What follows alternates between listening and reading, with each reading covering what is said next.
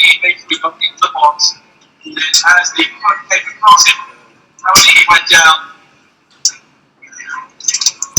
Bosso, what's up? Bosso, what's up? Yeah, Bosso, you're up. What's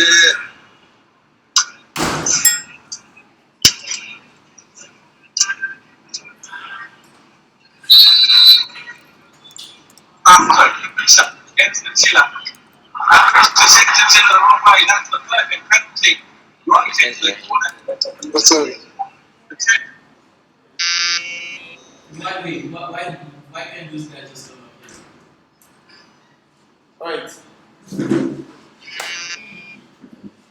Good evening, everybody. You are welcome to an introduction to Docker. Who's excited? I am. Yay! A lot of people are excited. Alright, this is the outline. One of the hardest things to do when working with Docker or with Docker is to convince people to use Docker when they haven't used it before. So use case would be something we'll be looking into. LXC, we'll look into that.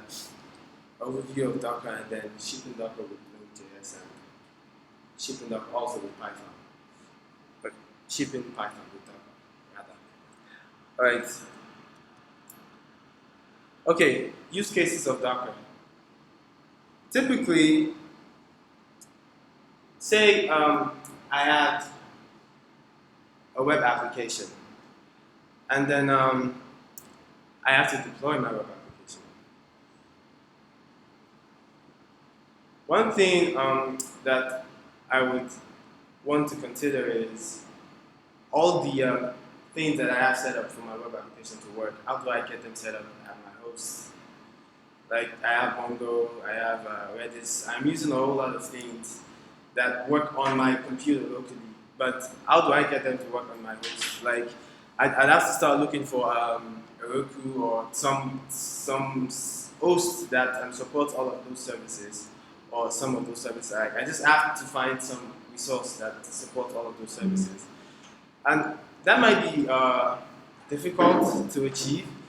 Also, sometimes, this is like one example. Sometimes you're working with a Rails project, and on your local host, your Rails project, probably one of the Rails projects you have is probably connecting to port 3000. And then you have another Mean.js project that you're working on the side, and then the server of the Mean.js project is also connecting to port 3000. And then you're doing a demo for someone, and then you just try to connect your Mean.js project to port 3000 while Rails is still running, your Rails project is still running. And then it says, push, port already taken, port connected, blah, blah, blah. And then there's a cache, you have to restart the other one before you can run this other guy. Docker actually helps you solve all of that problem because it helps you isolate. Yeah, question. Can we make it there? Great. Include command plus. Right. What do you know? Oh. Havana. That's fine. Arrows Well, I wish I could drag. Just see if I could trick the image. Well, if it's about the image, I could just share the image.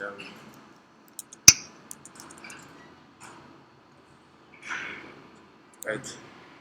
Okay.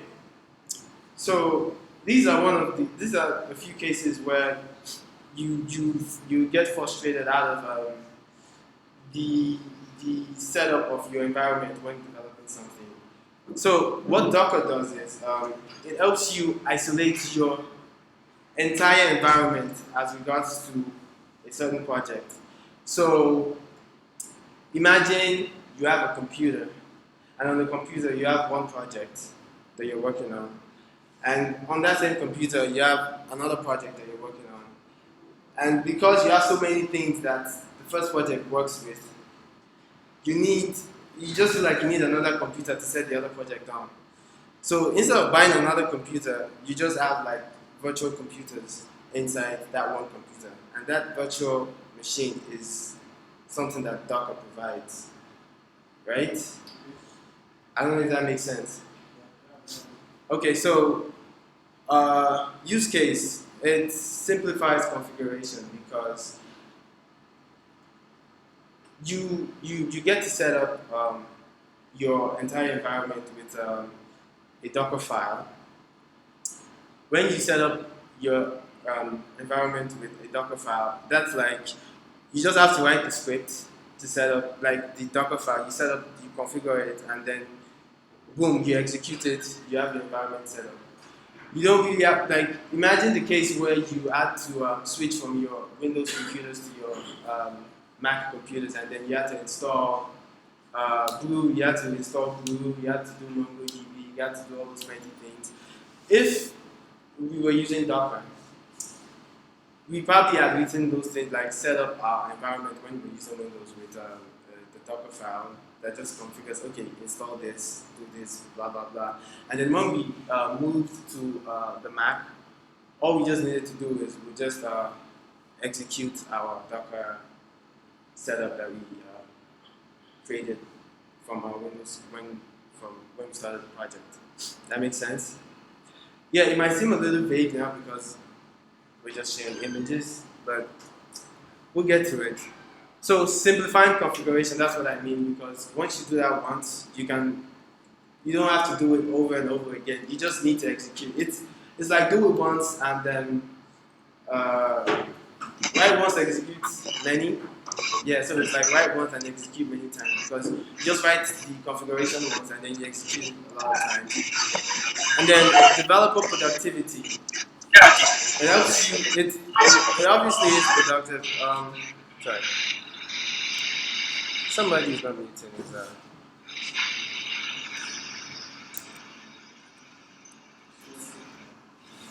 What?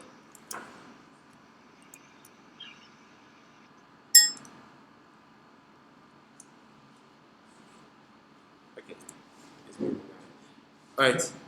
So yeah, that's the thing about Docker and developer productivity because yeah, because it is so easy to set up. Like once you do it once, it is so easy to set up, and it is so easy for you to deploy and then keep developing. Because of that, it helps developer productivity. Um, application isolation. You do not want all of your applications that you're working on, like different projects that you're working on the same computer. You do not want them to have conflicts. Like the thing I mentioned about the ports, like you do not want that. You probably have some MongoDB interrupting the execution of something else. And because you do not want that, you want application isolation. If that's something you want, you probably need Docker.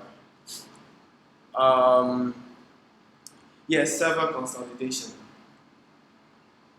So the first time we had to deploy with to Heroku, I thought about it like I thought, oh, hey, so is it like when we deploy to Heroku, Heroku just assigns a new computer to me, like I want to deploy to Heroku, I set all these things up, and Heroku just creates a new computer, like, oh, pick up one of those Mac computers and then put this guy's thing there. I always wondered what that was like, how that worked. I'll get to why or how Heroku do their thing, but think of the situation where you want to host so many things on one computer. That's server consolidation. So when you want to host so many things on the computer, the fact that Docker helps you isolate each app, it like provides one tiny computer inside the big computer you have. It helps you isolate so many things inside one server, inside one computer, in other words. So, yeah. Okay.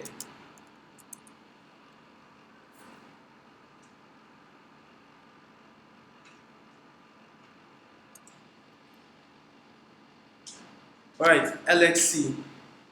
Yeah. So that's that thing that I said about Roku. That how does Roku deploy deploy your app for you so easily? Like because you do all those things, you SSH into a Roku, and then boom, they have your app running. My first thought is, oh, is it like, oh, they create one, they just install all of those things inside one new computer? But that seems illogical to me because is it like someone is can be somebody's waiting for me to just send it and then they start moving it to the computer. So what Heroku does is they actually use something called LXC, like it's LXC is short for Linux containers. So Linux containers actually is like it provides the virtual system for Linux, like the virtual machine system, which is also what Docker uses. So the one for Heroku, they're called dynos, but in this case, um, Heroku actually do a sale as service kind of thing. So Heroku, you can install dyno, like Heroku just have theirs, and then you just have to pay, and then they render the service for you. But Docker, on the other hand, you can install Docker for yourself, and then emulate almost exactly the same thing Heroku is doing, but this time it has some other different features as opposed to Heroku's Dino. So, so Linux containers, LXC is kind of like it's a package kind of like the way you do apt-get who install this apt-get this. You could actually install LXC. So for Linux, by the way. So that's the idea. LXC, Docker actually uses LXC. It's a package that is built upon LXC, Linux container, which is also what Heroku dynos are built upon. Right.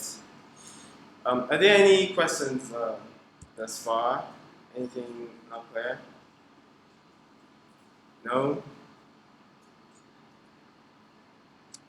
Question? What's the major difference between VM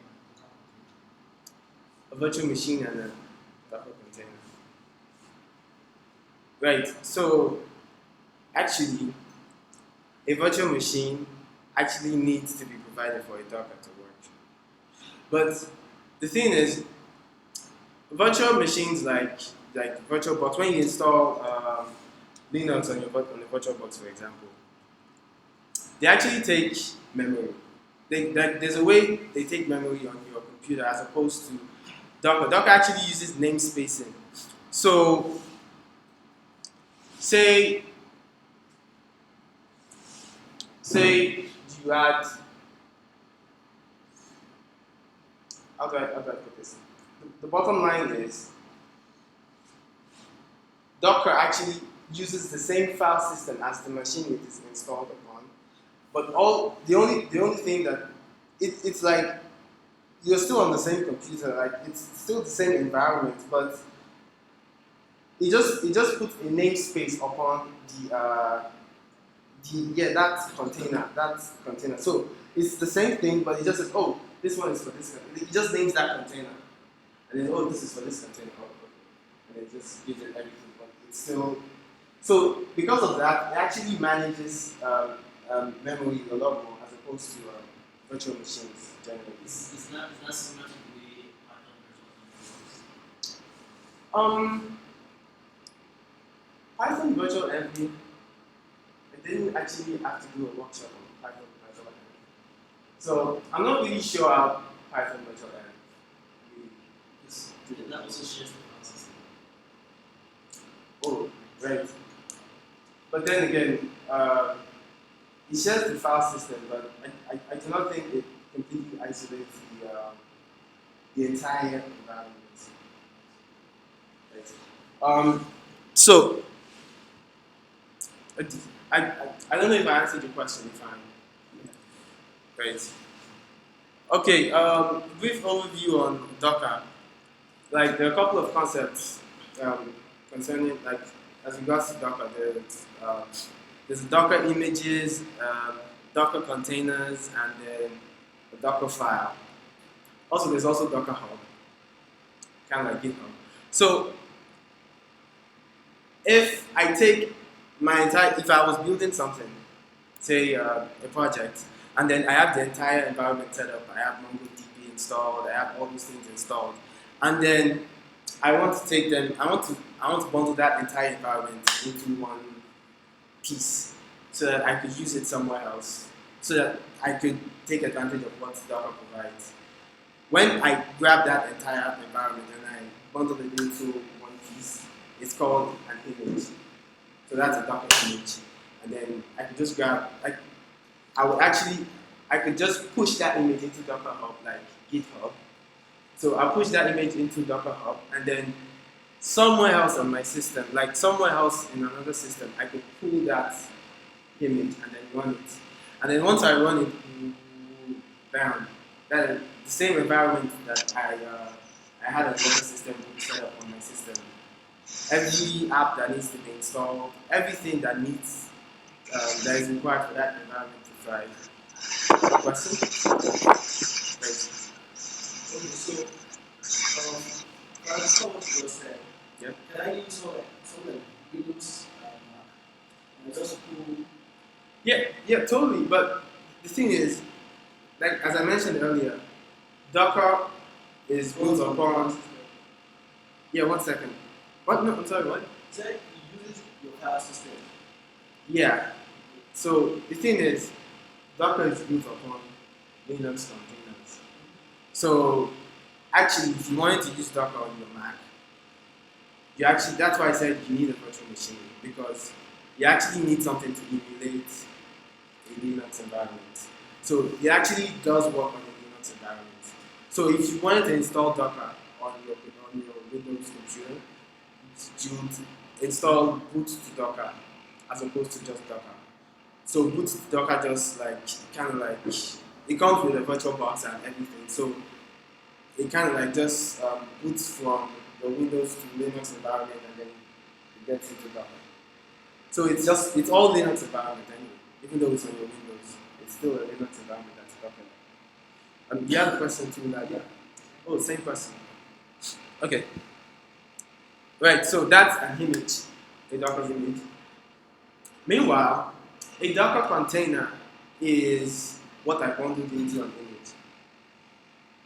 Which means if I create an image out of my environment and I push it to Docker Hub to make it available for people or for someone, and then the person pulls it to his local machine and has the Docker image, the point where it's going to be working in that environment, or the point where it's going to make use of that image, is when he runs that image. So when you run the image, it creates that environment inside a Docker container, right? So typically, you have so many images that are related to so many projects, and then when you run them, they create their own Docker containers. So I could have a new project inside one container, another project inside another container, and then all those containers could be running at the same time. I just do stuff with this container, and then I just do stuff with this other container. And then when there's something running on a particular port 3000, it will not conflict with something else running in another container with to the same port 3000. Does that make sense? Right. And then a Docker file. So I bundled all these things into an image and I pushed it, and then someone could pull and then just run that stuff, and then you can make use of it as a container, right? So I know that from the point where I'm using a Docker container, where I find myself in a Docker container, I can just make it into an image by doing Docker build, blah blah blah. like running the command docker build. But in the real sense, a Docker file is where you actually write a set of commands that set up the environment, which is why I was talking about write once, execute many times. So typically what you want to do on the Docker file is write all the commands that you want to use to set up your environment. Things like apt-get install MongoDB dashboard, pip install blah blah blah, glue install node, all those commands. Like you run those commands as if you are on your terminal, but you specify them in a file called Docker file, and then it is that Docker file that Docker actually uses, the Docker daemon actually uses to build your image. So you specify your configuration inside the Docker file, and then you run the command build on that Docker file, and then makes an image out of it. Does that make sense? Make sense? All right. Yeah. Okay. So the exciting thing about Docker is the fact that I don't need to worry about whether it's I want to deploy a Node.js app or a Python app. I don't need to worry about the host. I don't need to worry if the host supports Node.js or Python. I just need to worry if the host supports Docker. So if the host supports Docker, I own that environment, that container that the host used to use. So it could be Python, it could be Node, it could be anything. Like support Docker, you mean Linux? Well, no. Because, well, when I'm saying the host, I'm totally referring to my computer. If it's my computer, yes, Linux. But I was talking about remote hosts like Roku. So if it's Roku, if they don't have a Docker environment, then I cannot. Because they actually have to support Docker. They have to accommodate Docker containers and the Docker environment. Sorry, what? Not do this. Oh, I wish Bernard was here. No, he's not here. Sorry. Alright, so we are going to very quickly just do an Hello World app with Node.js and then just deploy it to Docker very quickly. I don't know if you guys would like to work along or just watch me work. That sounds wrong. Okay.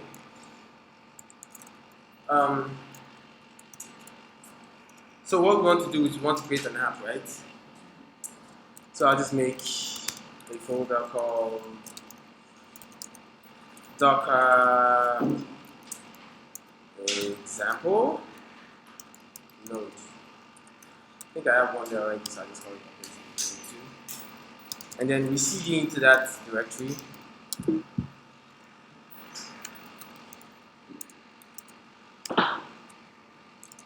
And we just create a Docker file, which is actually the first thing we need. Did I spell that right? Docker file. Yes, I did. Okay, so we have a Docker file now. So what we want to do is we want to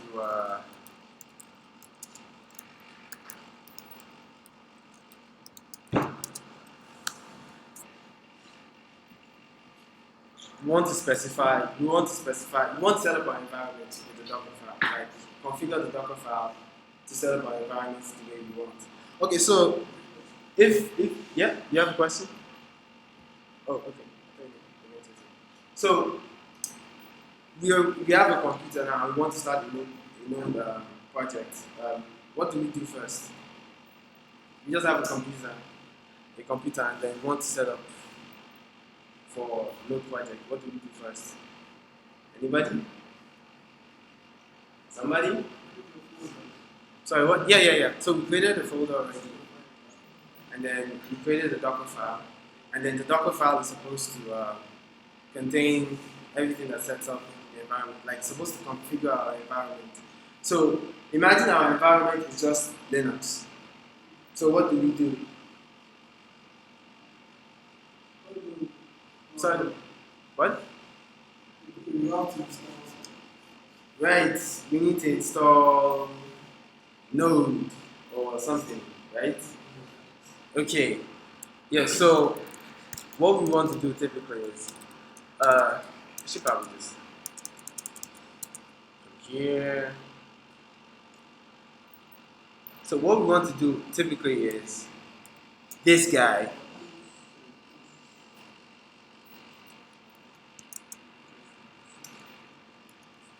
So the first thing is, because a lot of people have begun to use Docker. The thing about Docker is when you bundle your environment into an image and you push it to Docker Hub, it can be pulled and worked upon. Also, you can also update that image with something else placed on top. So it means that there's usually a base image that everything works from, right? So what this command here is saying is work from this base image, which is just a typical CentOS Linux environment, like just from this OS, boom, like from this OS, do these like the rest of these things. Like if it were Python environment, for example, Python is installed in Linux, and Linux contains so many other things. But there is also a Docker image that has been placed over a typical Linux image, has other things installed in it like Python blah blah blah, and then it's called a Python blah blah blah image. So I can just start from there to like from Python this do this. But on the other hand, in this case, we're just starting from the base Linux. So this is like assuming that from this point, all we have is Linux, and we want to set up our environment, right? So what do we want to do? So this is like a kind of a way of telling it to run something. So we write run and then we put the command, right? So yum is like a command for like it's a package rather that helps you install kind of like glue, kind of like apps dash get, right? How do you, is there any form of commenting or something like that? Yeah. Yeah, hash, a pound sign. Simple. We're not changing anything. It's not Well, okay. do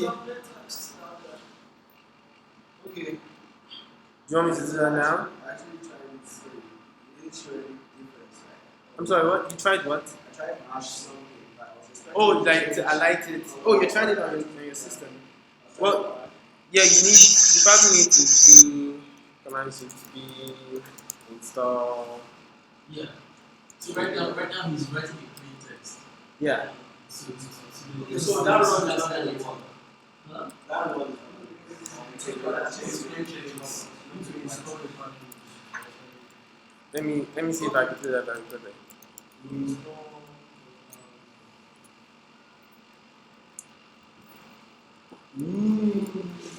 Are there questions in the meantime? More like I just put in commands to do. Exactly. Oh. So I don't need to do this again. Yeah. Okay. Right. So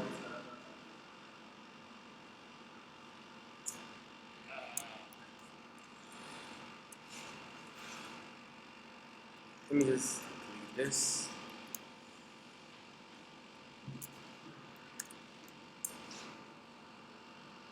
So RPM, I'm guessing, is kind of like something from the normal that comes, like the package that comes with CentOS. Yeah, so we're just asking it to install.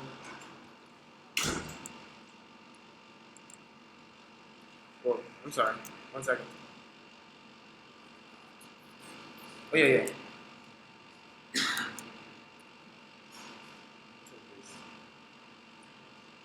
So this is a typical comment. You have a question? Yeah. Okay. So like you said, this VM you are creating is set to make no transition, Yeah. and that's why you're running RPM. Yeah. So if it's Ubuntu and you are running RPM. Exactly.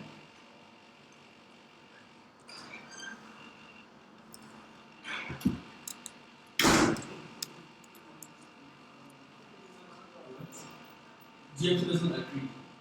So, Okay. Yeah. so to start with, what does the RPM stand for? Well, I don't know. Okay, so no, so Linux has a variant of very different varieties of things. So if you belong to the Red Hat, you have your package manager different, and if you belong to another one, I think I can't remember those ones that belongs to other package manager. Just like you have nodes too, and you have the node package manager. So anyone that is a derivative of that node has to bear that package manager to work with. So CentOS happens to belong to Fedora. Fedora belongs to Red Hat, which are like the Debian aspect of Linux. There are other ones too. So it doesn't mean that you have to run the apt-get at that point in time. Oh, well, yeah. Thank you very much for that. But I think what she was actually trying to confirm was Now, could you wrote apps instead of RPA? No. he was saying that if it was in the Ubuntu environment, that could we as well write just type apt-get, like the apt-get command. You understand? And you said yes. Yes. Yes. You don't what? I'm sorry. What? I don't think so. You don't think we can Yeah. run the apt-get Yeah. command? What? Yeah. Why not? We actually can. Though. Yeah, run just executes that line in the script, right? So if you're already in an auto environment and you run that code, it should work. Yeah. Unless James has tried it before. Actually, it will work. So we're trying to install npm node package, and after we install node package, what else do we need to install? Really? Nothing? No? Okay. So we have this Docker file, right? And then this Docker file is inside a directory where all of our code is. But the thing is, we are setting an environment for our code, but how do we get our code to the environment? Like, how do we ship our code to the environment? So, typically, how you want to do that is you set a working directory with this command. So, say we call it src, like this is where our code is going to live, and then you could do something like this: add dot src. So what this command does is it takes everything in that current directory which you are, which is where the Docker file is, which is where your node app is going to be. It takes everything in that directory and it puts it inside that src folder. Meanwhile, this src folder is not created right now. It's going to be created when you run that container, right? Understand? Question? Yeah?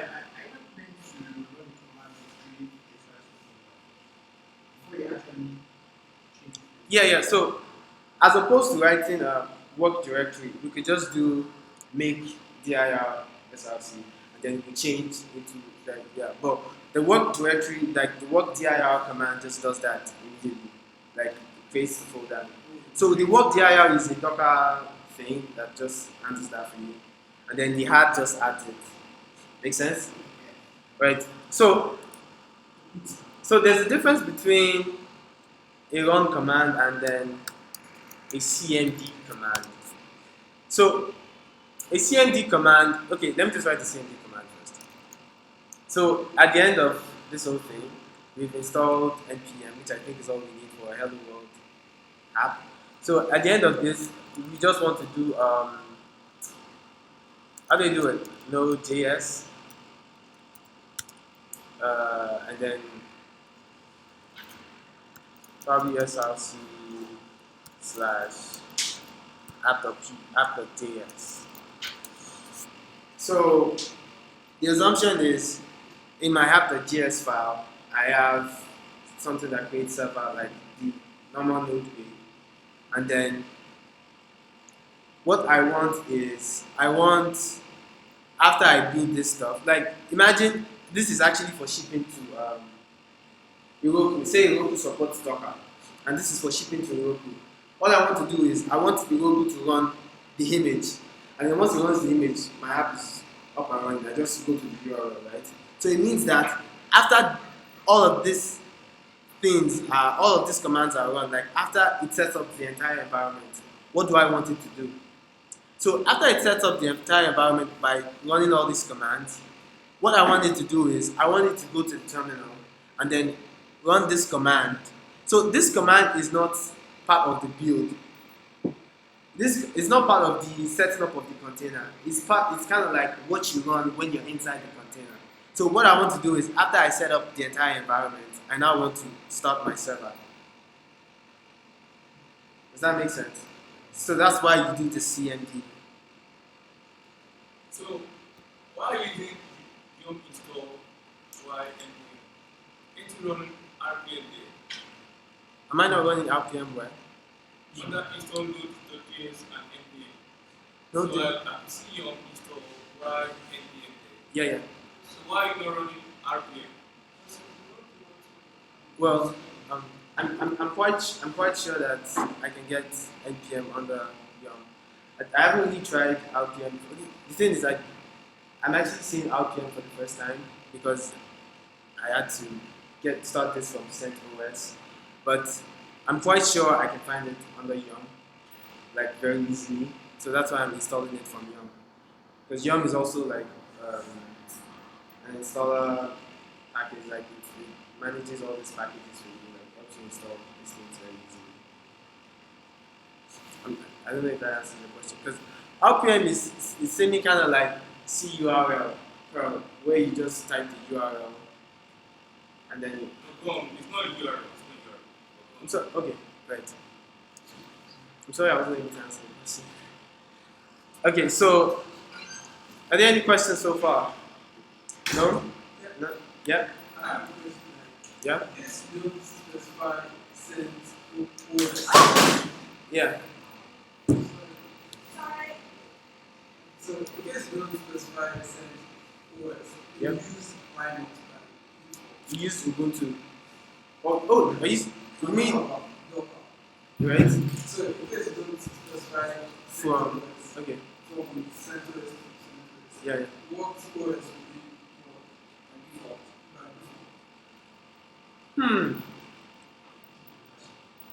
Actually, I haven't even tried that. My assumption I is think you don't know Linux. yeah, but what Linux? There's so many Linuxes.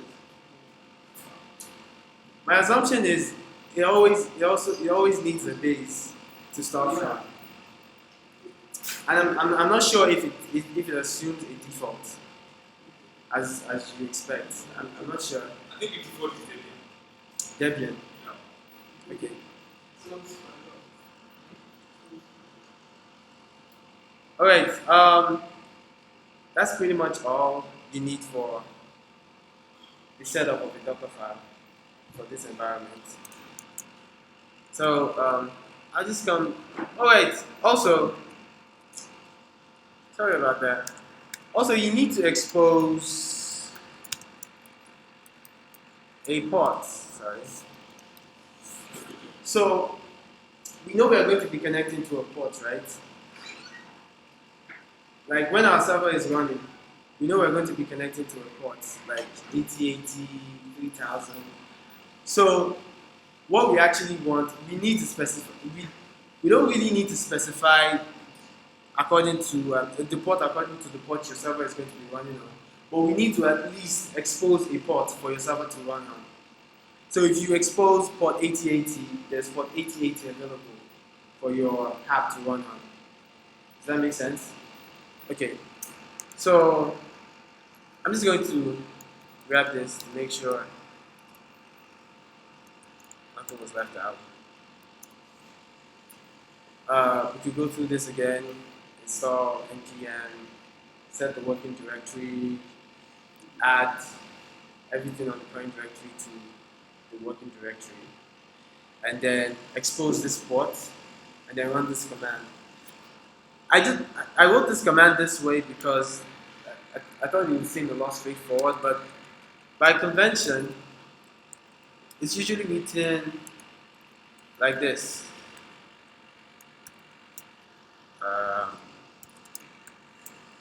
So you just do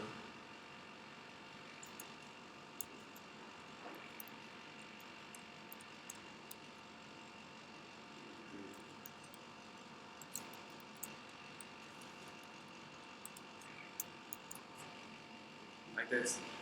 They're actually the same thing,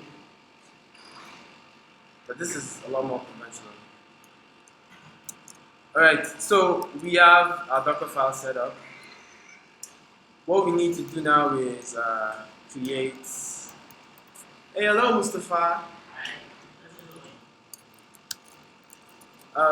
So we need to create our app.js file, which is going to hold our server, which is going to be our server, right? So yeah, we want to open that file.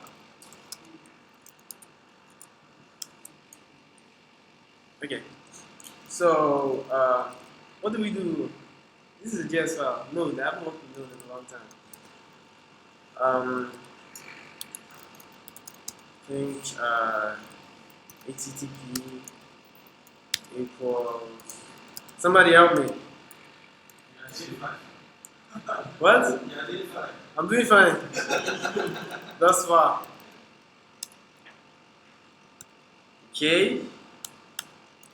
And then you do HTTP dot create. You people won't help me. Well, okay, this is the point where I need you guys. But then again, I have copy and paste. Help you. Yeah. Help me. Oh yeah. How you? Whoa. What? Oh, I need the callback function first. Oh, okay. Oh, my bad. No. No? Yes. So I'm fine this way. No. Okay, the way I was going. Right. Thank you, people. Like so?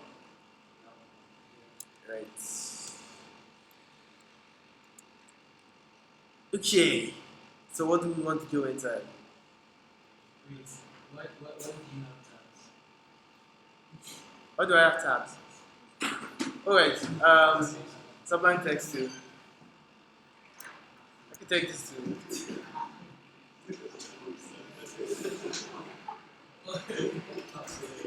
Well, yeah. Actually, it's because it's Sublime text. I actually use Sublime text 3, but the command lets you go.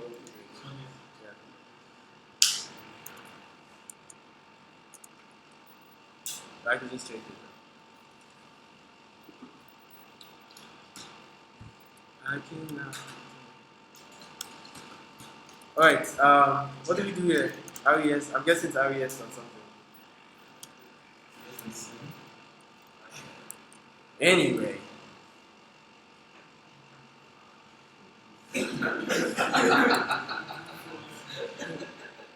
I mean,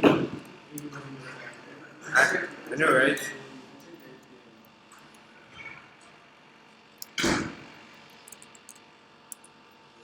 Okay. So we are responding, yay, we did it with Node. And we are running it on port 8080. So we expose, on the Docker file, we expose port 8080. And then we are running it on port 8080. It will work this way, but like, that is just like, why wouldn't it work? Because we are running it on port 8080, we make port 8080 alone. But on the other hand, we could as well run this on port 5000. And then what we would need to do is, oh sorry, Ever. Yeah, but I'm just trying to demonstrate. So we could as well run this on port 5000. But what we would need to do in that case is, when we are running our image, we just map the port that our app is supposed to run on, which is port 5000. We'll map it to the port that is being exposed. We'll get to that when we want to run the image. I just wanted to point that out first. So, yeah. I don't think there's anything else needed. Like, what else do we need to say hello world? All we have to do is say hello world, right? Okay. So, that is done. Now, if anybody's doing this, you need to actually start your boot to Docker at this point. But I don't know if anybody's doing it anyway. Oh, you are? Right. Okay. So, we, excuse me, we need to, I have boot to Docker opened already. So we need to build this, right, into an image. So how do we do that? We type docker build -- whoa, why is this looking so weird? Well, okay. Tag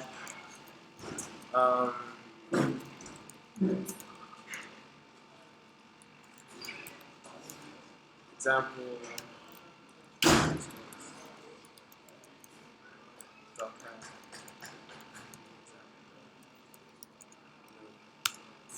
Okay, so what this is doing is, let me just be sure I'm getting this command correctly.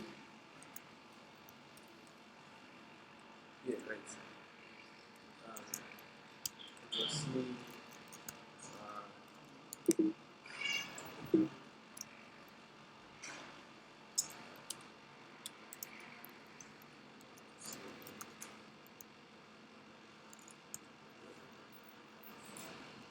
all right. Yeah. So what this is doing is, I am asking it to build an image out of from the Docker file, right? And I'm asking it to name that image Docker example node. Does that make sense? So if I want to refer to that image, it's going to be called Docker example node. That's what the tag thing does. So the tag flag says, okay, I'm going to tag the image I built to Docker example node. Does that make sense? Right, so we will just hit enter and see what happens. Right, that was quite fast because I did something like this before. But if you're doing this on your system, you will see it installing these things. Like when it gets to step 0, it will set up the CentOS, like it's installing CentOS. When it gets to step 1, you will see it installing what is being asked to install, like bundling it up anyway. And then, so we have this image now, right? So what you want to do afterwards is you could type docker images to see the images you have. So that gives you a list of images. I have a lot of images. So this is my image. Sorry, what? So this is my image. Yeah.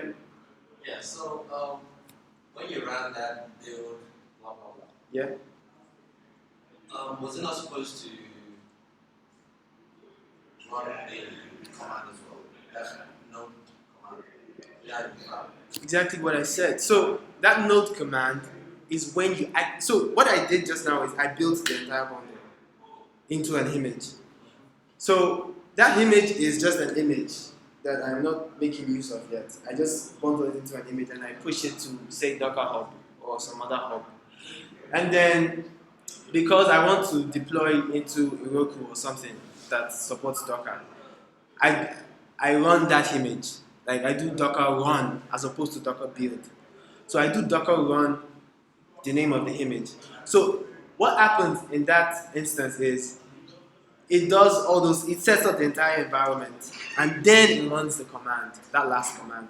So that last command is for when you're is for after the environment has been set up, the thing that it now runs. So the idea is I just want to run the image and then my server is running already. So it's like complete configuration. It's like .exe file. You just double click and then you install Hello Game or Resident Evil or something. Understand? So You know, what's it called? The way Heroku does it, yeah. it runs everything at once. Like Well- it starts from building, like installing your files and then blah blah blah. Then Yeah. runs that node.js at the end.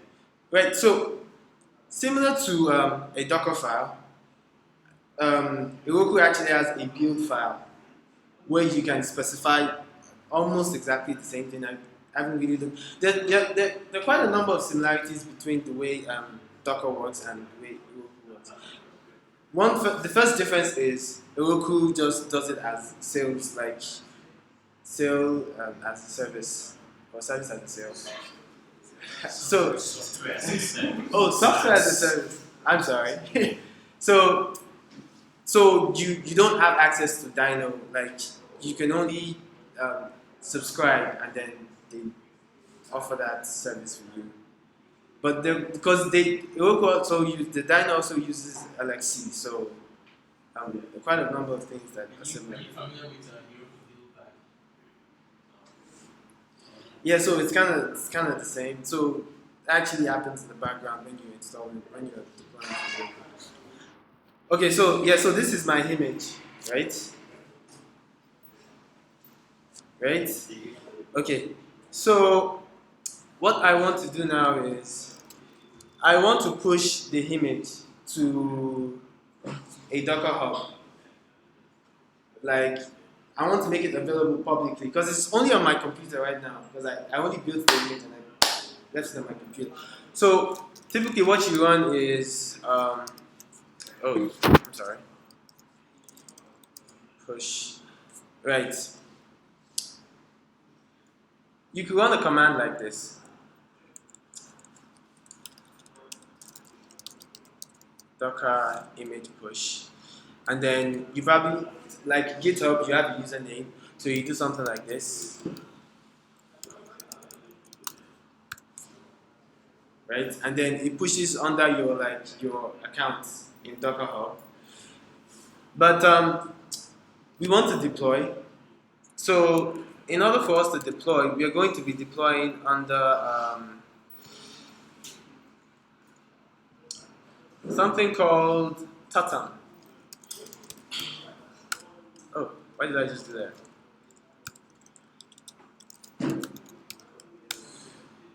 Okay, that's them. Sorry. Okay, so we want to deploy under this because they offer Docker support. So to make use of this, you do you need to have the Totem package locally. So you just do pip install Totem or brew install Totem or curl. But you could do brew install. I'm sure most of us have brew install, on brew installed. So brew install Totem will have Totem locally, and then I could just do Totem push.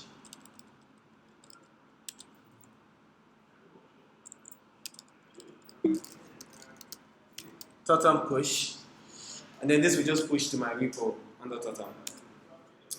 This will probably fail because I pushed it already. Oh, it's trying to push. Oh, it's pushing. Hey, well, you know.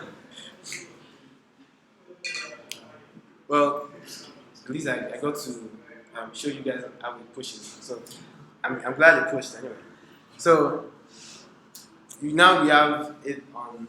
So actually, the reason why it pushed is because you can actually, like Git, you can actually edit your build, like your Docker configuration, and then you just commit, and then you still push under that same repo kind of. Do you have to build the image before you push? No.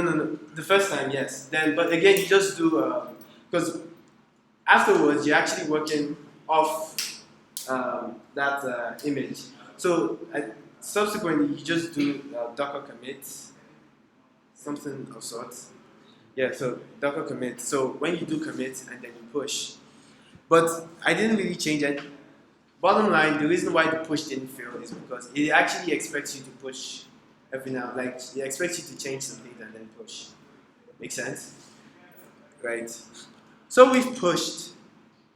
So the image is available, right? It's available for anybody. Like you can actually run this thing if you have Docker, and then it will install everything for you. If are you still following? I'm trying to have an error. So I ran Docker build. Right? And it timed out when it was trying to Docker build. You ran. Are you using boot to Docker? And then you started with boot to Docker? Yeah, VM is running. Right, so and then the error it gave you was? I was already out. Sending build context to Docker game. It puts timeout. Yeah, internet. Look out, I have But that's build you're trying to run, right? And you were inside the directory where the Docker file is. That is weird. Don't worry, continue. Right. Okay. I was going to say if you were following, you could just try to run the Docker image that I pushed already. Okay, I can just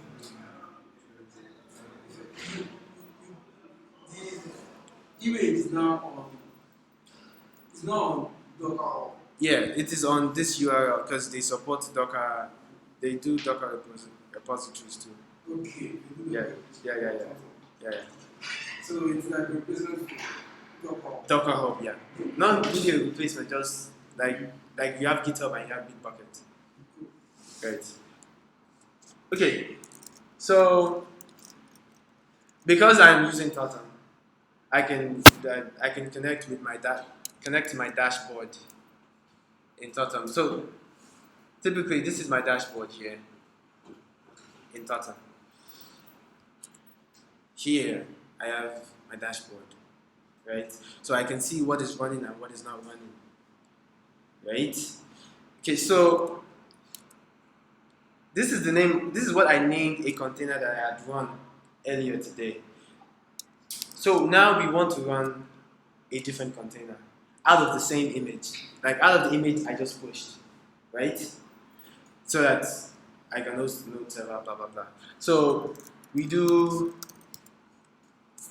So aside from the totem command, this is exactly the same way you write it with Docker. So you just do Docker this, and then you run it. It's running. So, but if you do this Docker this way, it is running on your local system. But now I want it to run on my totem environment over there, so that I can see my app on the internet. So that is why I'm doing Totem. So earlier I was talking about me specifying exposing a port and then me running on a port. So exposing a port is what I did on the Docker file, and then in my app I ran the server on port 8080, and I said you could also run it on 5000. So if you ran it on 5000 and you exposed port 8080, what you would just do is you map your port to the port you exposed. So you do something like this, 5,000, voila.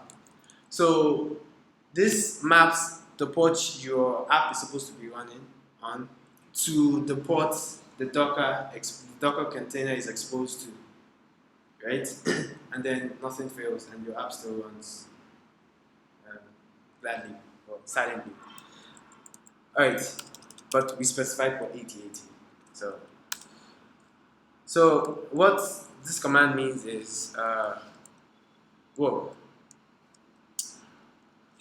run an image.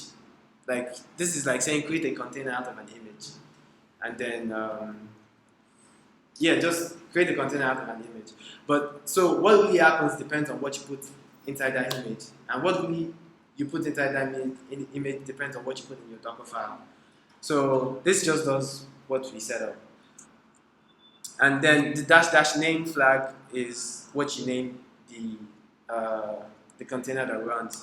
So we can name this something else. We could name it node example as opposed to Docker. Node example. And then when I hit enter,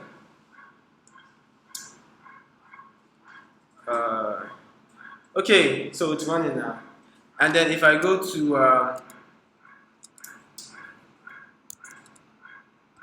otherwise it doesn't work. If I go to, so now it is running on my Totem dashboard. Like you can see that this is what I named the container just now. And then it has this container. So these are containers that I've created earlier on today or sometime before. And this is the one we just created. And then just from that image, everything is set up. And then you can just click, because I need to know the URL. Endpoints. Right, so this is the URL it gave to me. Node example. So if I click this, yay, we did it with Node. Our app worked on Node. Who wants to go with Python? Is everybody tired? You're tired? No? Okay. Question? Yeah, so I have a question. Yeah. Total automatically generates the yield for you. You No. name the URL. Yeah, the URL. And okay, and also it keeps track of whenever you run your container. What do you mean whenever you run your container? So you have an image, then you build a container outside. So Yeah. every time you run the container, you're in the Docker environment. Yes. Sometimes keep track of that. So you can't run a container twice. You actually you don't run a container, you run an image into a container. No, you don't go. Okay. You run your container, Yeah. then you get into the Docker environment. Yeah. Where you can just operate as if you're in another virtual machine. Yeah. Exactly. So anytime you get into that kind of environment, there's someone keep track of that. Yeah, exactly. That's exactly what I was trying to show you guys here. Let's come back to. So SQL CI is down there. Well, Circle CI actually just does. It helps you run commands and then helps you push through some places or something. Like Circle CI actually just helps you run commands. It doesn't actually help you host as much as I know. Like you specify, you just specify what you want to do inside your circle.yml file, and then Circle CI just helps you do those things. But what this does in addition is it helps you host, like if yeah. Does the container that you're hosting on Totem, does it have to run on port 8080?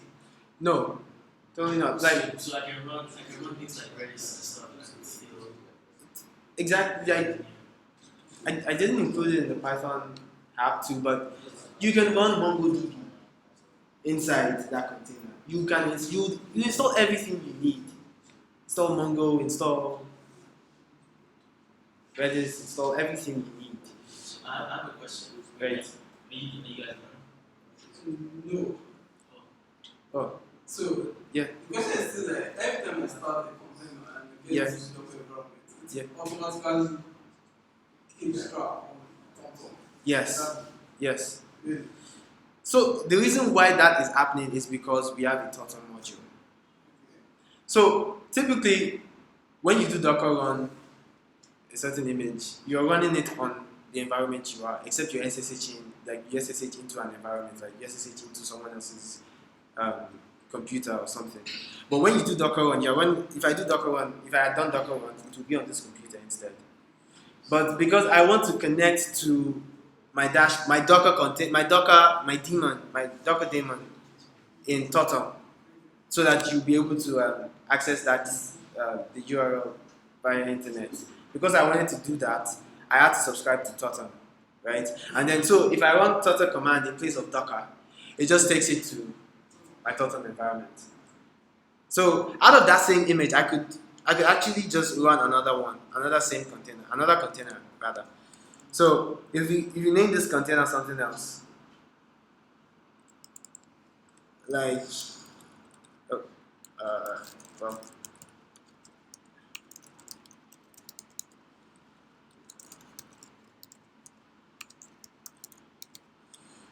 if you named it something like this,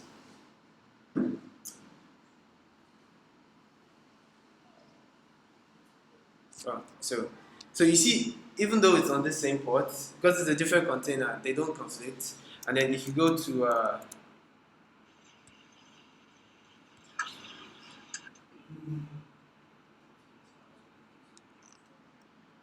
well, I'm surprised I have to refresh. Anyway, I had to refresh. So, so it's actually deploying that too.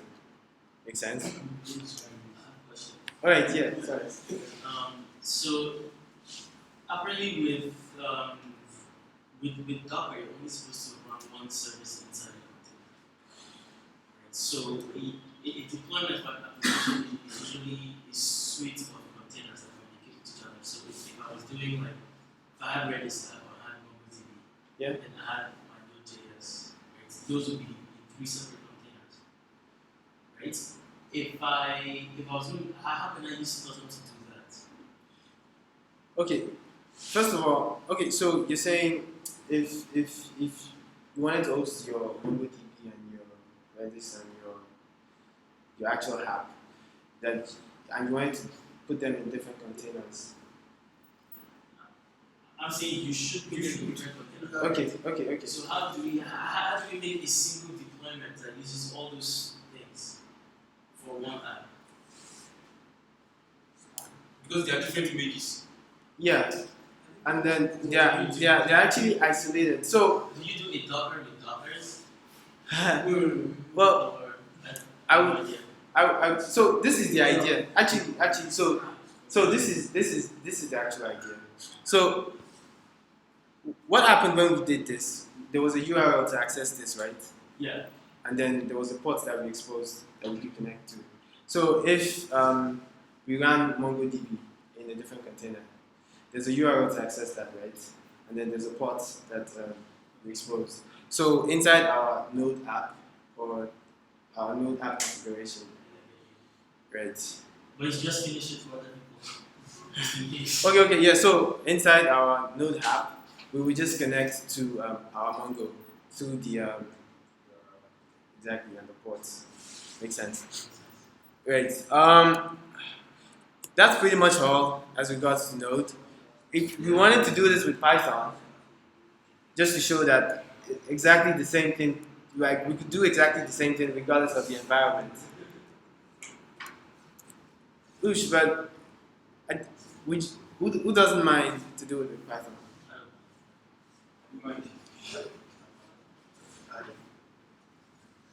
Well, Okay. you can just, you already have it, you can just show us. Yeah, right. So if you wanted to do it with Python,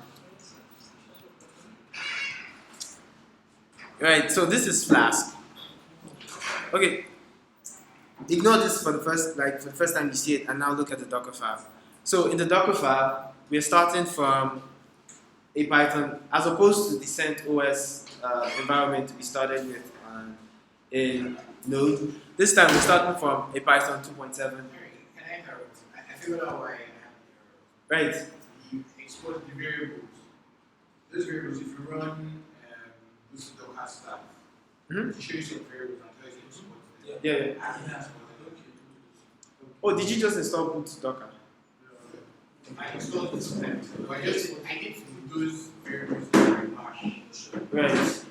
So I just exported them. Oh, okay. That's fine. All right. So as opposed to starting from the CentOS based image, this time we're starting from a Python image. So the idea is this Python image, like if you go to where it is coming from, like where it is being stored up, it probably starts from one Linux image or the other too. But because we actually know we're working with Python, we start from the Python overlay. So from Python, then we set our working directory the same way we did it in the Node project, and then we run pip install, kind of like npm install, because this time we need. So if we were doing, if we had, if in our Node server app, if we were using something like Express.js and we specify package.json, we would want to do something like this: run npm install, right? But we didn't. We just used the server that Node, just the HTTP package that Node provides. But in this case, we want to use Flask. So because we want to do that, we are doing pip install, which is kind of similar to yeah, so sorry about that. Kind of similar to npm install, and then after that, we're exposing a port. This time it's 80, and then just and then after it has built it, it will bundle it up into an image, and then it will create a CM. Like it should run this command whenever you run the image. This is the command it runs. Would you prefer?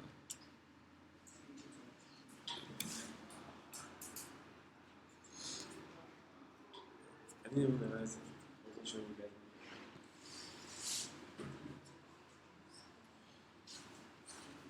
All right. Yeah. In the meantime, we could just get on the Hangout screen share and see if you guys can see what I'm saying. Okay, so it's pretty much the same thing you do with Python.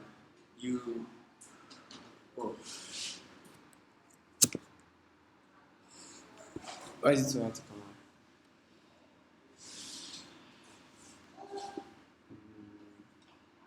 on? Let's try switching on.